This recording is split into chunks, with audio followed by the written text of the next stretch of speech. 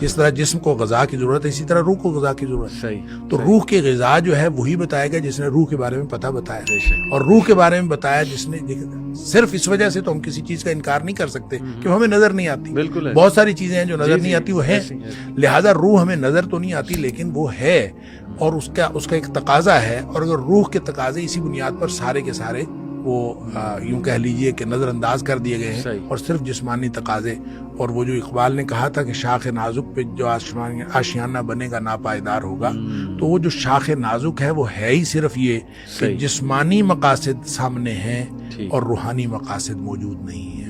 لہذا اس بحث سے اصل میں جو نتیجہ نکلتا ہے وہ یہ کہ جب ہم ہر نظر نہ آنے والی چیز کا انکار کرتے ہیں تو آدھی انسانیت کے تقاضے وہ پس پشت چلے جاتے ہیں اور پس پردہ چلے جاتے ہیں, اور آدھی انسانیت کو آپ جسمانی طور پر جتنا مرضی کرتے رہیں.